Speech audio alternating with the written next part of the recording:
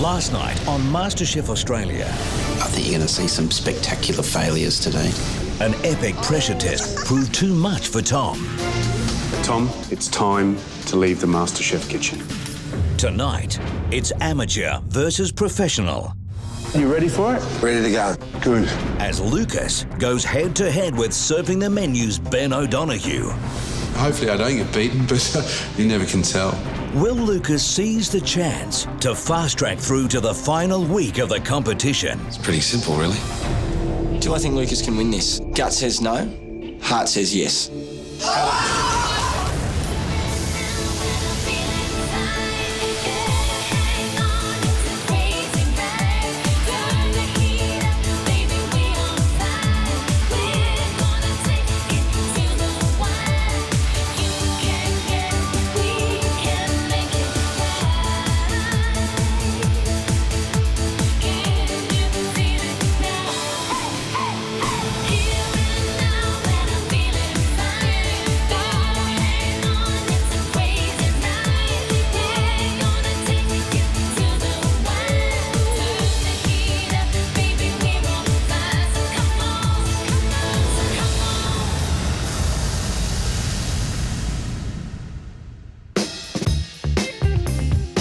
Morning, Lukey.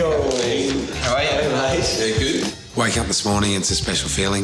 It's something I've really aspired to do, is to cook off against a celebrity chef. It's my day to day. You ready for your big celebrity cook-off? Oh, you're a bit nervy? That's going to be fun. Good luck. Yeah, have a great day. Are you nervous today? It's going to be a lot of fun. And just give it my best, basically. We'll see what happens. I'm in this challenge today because Justine and I won the invention test. For the first time, it was pairs. And she just turned around and said, you know what? I did it last week. It was amazing. It's your turn. Shut up. I know the feeling. I know how exciting it is to do. So I wanted him to feel that excitement. You gave me this opportunity, so thank you. No worries. You deserve it. So you better win. Yeah. Putting the chef's whites on today is it's a privilege. It's something that I feel I've earned. I think my past in golf and other sports makes me a competitor in here. I hate losing. Julia set the bench, gave us some confidence that we can do it.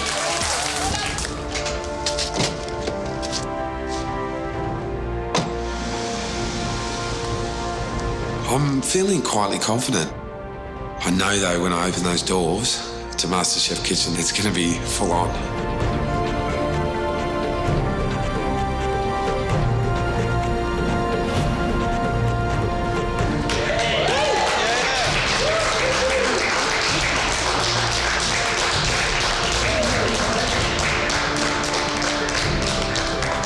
Lucas, welcome. Today, the focus of the competition is set squarely on you. You are one half of the winning pair in this week's invention test. And as a result, you're being rewarded with the opportunity to cook off against one of Australia's most talented chefs. If you win this thing, you go straight through to the last week of this MasterChef competition. And you're in with a real chance of actually taking out the title. Tell us how much this competition means to you. I can see a restaurant down the track. I can see a little tapas bar with some wine. You know, it's a massive opportunity for me. I love how you've just sort of embraced this new profession. I think that's an amazing quality in a person. Thank you, George. Lucas, it's time to reveal who you will be cooking off against.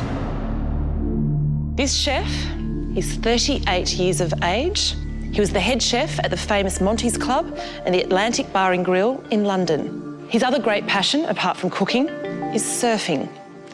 And he's known to Australian audiences as the man behind Surfing the Menu, the very famous TV show and cookbook. Please welcome Chef Ben O'Donoghue.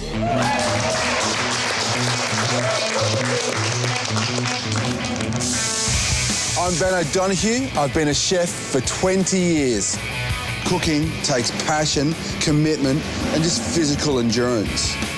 What makes a good dish? I suppose it's the way it stimulates your senses of sight, smell, taste, touch through texture. Lucas. Pleased to meet you, mate. I want to see if this contestant has the passion and the drive to make it in this industry. Well, Ben, welcome to the MasterChef kitchen. You're our celeb chef for the day, and cooking against Lucas Parsons, ex-professional golfer, keen amateur cook, and proving to be one of our best competitors so far. Oh, should I feel nervous? Not too nervous, just a little bit. If I can convey some of my influences on this person, it'd be great. Hopefully I don't get beaten, but, you never can tell. Lucas, you'll be cooking one of Ben's signature dishes. George and I will be waiting in the restaurant and we'll have no idea who's cooked which dish. You will only get a 15-minute head start. Ben, as our very special guest today, you get the privilege of choosing which dish both you and Lucas are cooking. What's that dish? We're doing a fairly classical dish today. It's a seared kangaroo loin with cream corn and a nice red wine reduction of wild mushrooms. So classical but autonomous as well. Lucas, kangaroo. You worked with that before? I actually haven't. Good luck. Thank you. Good luck, Lucas. Good luck, Ben. Thanks, guys. Ben, show us what you'll both be cooking today.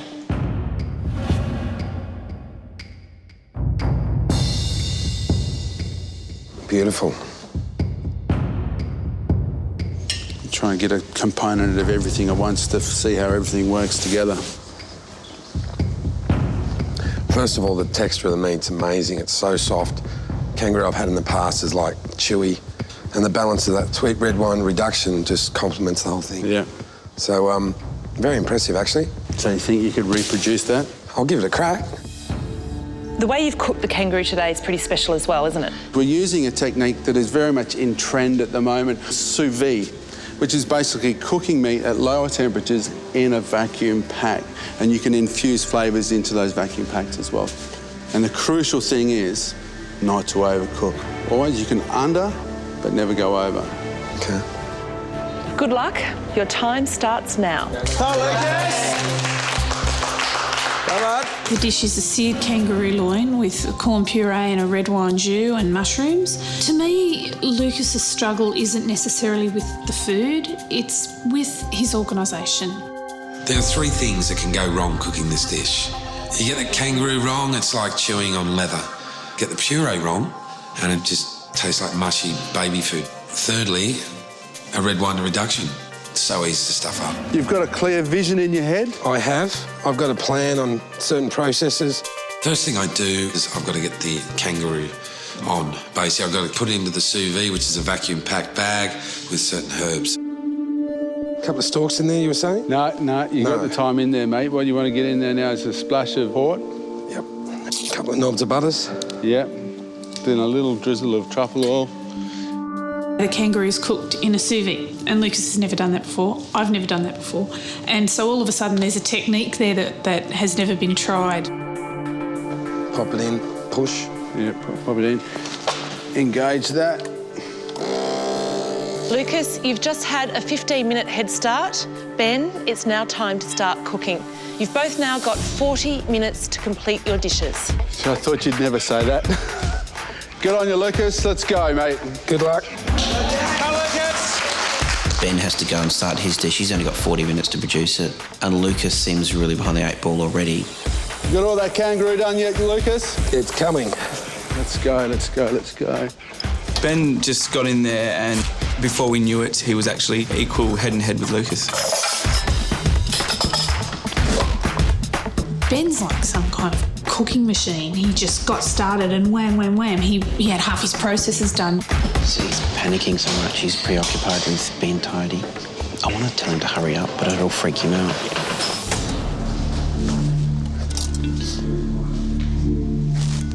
How you doing, Lucas? Time's going very fast, as you can imagine. Yeah. The corn needs to be reduced with milk till it's thick and then blended and strained. Where are we? How much time have we got? You're not allowed to ask those questions. I'm the only one who's allowed to ask those ones. Shit. Ben seems flustered also. I think he really feels under the pump. Starting to get a bit hot over here, mate. Oh, cool down, you little bastard. Yeah, I'm falling a little bit behind because I can't get the water temperature down to 70 degrees for the kangaroo. Put some cold in it, Lucas. Julie yells out, put some cold water in. It's pretty simple, really. So I did that, and I put the kangaroo in. Ben came over to use the vacuum for the sous vide, and his cream just went all over the place for his corn. And I was like, this is fantastic, good. No one say anything, just let it just boil over and have to start again. I screamed, "Your cream!" And the rest of the contestants said to me, "Shh, I feel bad." Oi! Get the eye off that one. As we get closer and closer to the end, I'm getting more and more concerned about time. I know I haven't got a lot, and it's starting to worry me. 15 minutes to go. Ben is rushing, but he looks very, very organised. He's really got all the pots going. Lucas, on the other hand, is still going from one end of his bench to the other. Lucas, you're doing really well. Just make sure you stay calm, okay? Yep. I'm really, really worried that he's not even going to get to plate up. How's your sauce going, Chef? Getting there, Chef. Just trying to reduce. Ben's got his corn puree done. His red wine sauce looks like it's done. And his kangaroo fillet is seared off in the pan. He just has to slice it up. Right, Lucas. Lucas has got the mushrooms to finish. He hasn't pureed his corn. He might not finish this dish. Lucas, how long's that sous vide been on for? Another 2 minutes. All right, good work, good work.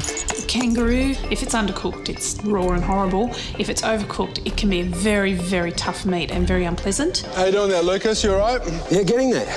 I had everything under control, which gave me a bit of time to go and have a look at what Lucas was doing. Ben came around and asked, how long has your kangaroo been cooking? 11 minutes. Oh, take it out. Oh, yeah. Yeah. Ben takes the kangaroo out for him, makes sure it's right at the point of being cooked correctly, otherwise Lucas would have overcooked it. He tastes a few things and really tries to get Lucas happening. Oh, I just feel so... want to help. You can do it, Lucas. Ben and Lucas, there's 5 minutes left. It's freaking us out. We're all, just come on, just go. Stop finessing, Lucas. Just go for it, mate. Rightio. If he gets this on the plate, it's going to be like amazing. I've got a lot to do. I'm a little bit behind. 2 minutes, Lucas. Not a problem. Let's go, you can do it, you can do it. Not a problem. I'll get it done. It seems like nothing's getting done. It's just all over the place, and you just want to shake him and go, come on, hurry up. Ben starts plating up, the meat's resting and he's cool and he seems to be putting together a beautiful dish. I thought I cooked it well, the flavours were good. You do what you think is the best and then you've got to leave it to the judges. 60 seconds left. Everyone is actually thinking, if you don't get your act together now, Lucas, you are not going to present anything on that plate.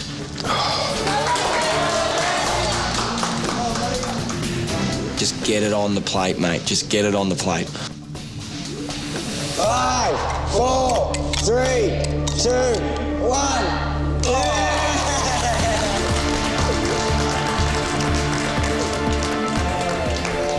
Oh, Lucas, that looks beautiful. What I like. Just came all together. I was like, oh my gosh, I can't believe you got everything on that plate. It just felt like you weren't going to do it, and you did it, and it's fantastic. Good on you, mate. Yeah, thank you. Do I think Lucas can win this? Gut says no, heart says yes. Ben, your plate 1, please bring your dish forward.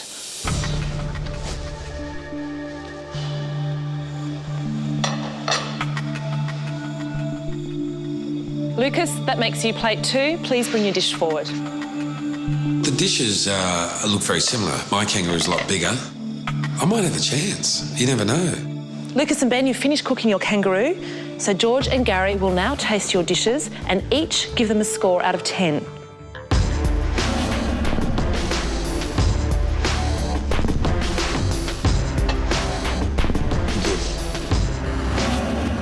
Nice little dish, but very small.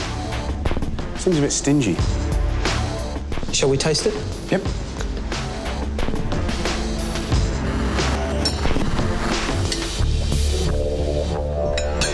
Thanks, George.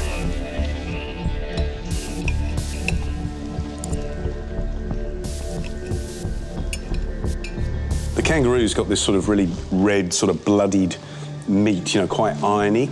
a little bit gamey. It's a little bit over rare. It's more sort of medium. And the red wine sauce is really rich and it's just like a big red wine hit. So overall, a pretty dish and probably a good rendition of the recipe.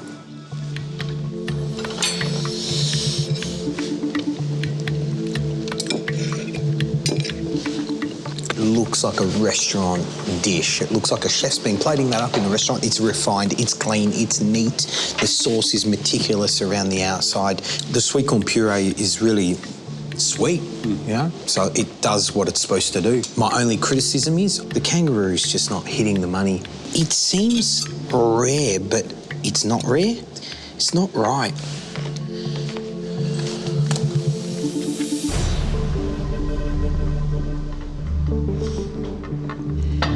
Thank you. Well, plate number 2, the kangaroo's cut in nice thick slices. It does look a lot more generous, doesn't it? Yeah.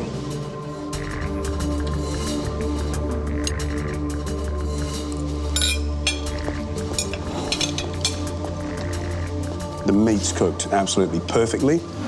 It's really tender, it's pink, it's sweet. And I think the seasoning actually on the other one, on plate number 1, was a bit better. It was a bit more resilient, maybe a few more herbs. Not really sure, it's hard to put my finger on.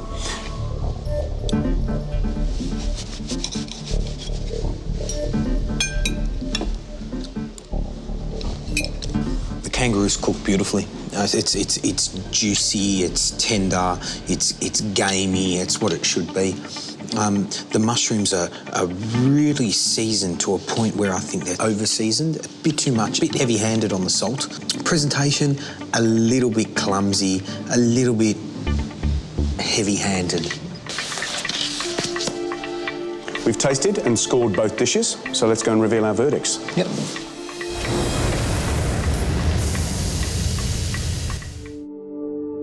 Gary and George have tasted our dishes. I'm a bit nervy. It's going to be interesting how they see it. Lucas, you've just cooked off against respected Australian chef Ben O'Donoghue. You both cooked a seared kangaroo with a pureed corn and a red wine jus. The judges, George and Gary, have tasted both of your dishes and each given them a score out of 10. They are now ready to reveal their decision. Ben, are you nervous that he may have beaten you? Taste is a very subjective thing, and I won't be beaten. But you know, fair play. If I get beaten, you got to take it on the chin. Judges, I can reveal that plate 1 belonged to Ben. Well, I scored plate number 1 7 out of 10. It was beautifully cooked. The sweet corn puree was lovely, sweet, soft. The mushrooms perfectly cooked and seasoned. So thanks very much. Thank you. George, what score did you give Ben? I gave Ben's dish 7 out of 10. It was cooked really beautifully, and it was plated up like a chef. It was really nice and petite and delicate. Thank you. Ben, that's a total score of 14 out of 20. Lucas, to beat Ben, you need to score 14 or more. I don't think I did enough today, to be honest. So we'll see what they've got to say. Gary, how did you rate plate 2? I scored plate number 2 8 out of 10. Whoa.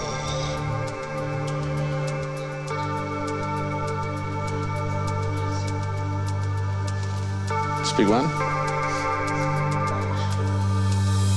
To be honest, Lucas, it was brasserie, it was well cooked, and I thought it was a really, really good kangaroo.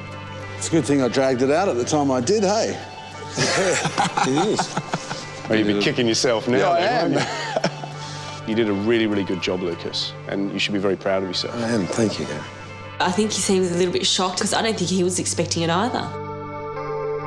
Lucas, if George gives you a score of 6 or more, you win that guaranteed spot in the finals. Are you nervous? Yeah, it's about as nervous as I've been so far. George, what score did you give Lucas's dish?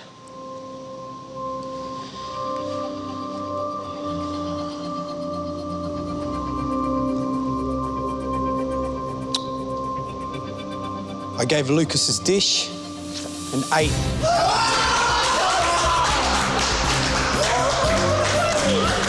Smashed it.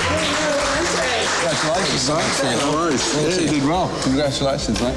Oh my God! I just went blank. I just a massive amount of emotion. You know, I literally couldn't believe it. It was quite surreal. Lucas, that makes you the winner of our Celebrity Chef Challenge. What's going through your head? You know, I've just been trying to get to the next round, to be honest. I'm going to miss these guys so much. Wow. Well, all starts here, doesn't it? Yeah, it does. Get out into those kitchens and learn something. Ben, you know the trouble with being a teacher, don't you? They end up better than you are. George used to be my apprentice. I know how it feels. And you gave Lucas, obviously, the right tips to produce a really good dish. Thanks very much indeed for coming in and passing that valuable knowledge on to Lucas. Oh, it's a pleasure. Good luck, mate. Thanks, Ben. Yes. Thank you. See you, mate. Well, Lucas, the moment has come. It's time to say goodbye to your fellow contestants. You're about to head home. The final week of MasterChef. It's so far away. I'm the kind of guy that likes to take one step at a time, to leapfrog everyone and get there. Crikey, it's hard to get my head around. See you, Lucas. It's time to go home. See you guys. But not forever. There's no doubt now that Lucas can be MasterChef. He's going to go away, he will work his butt off for the next 5 or 6 weeks, whatever it takes. And I know that he's going to come back with a whole repertoire of things that we won't have done here. And we're just going to go, oh. Tomorrow night on MasterChef Australia. If you're not well on the way, you're going to be in serious trouble. With only 9 chefs left, the stakes are higher than ever before. They've got 3 hours to put out 600 canopies. When 2 teams give the glitterati the VIP treatment. It's chop time, yeah? Let's get it out. If they were in my kitchen, I'd be very concerned. In the history of MasterChef Australia, me and Gary have never been so nervous because we need to see the food done. Oh my God!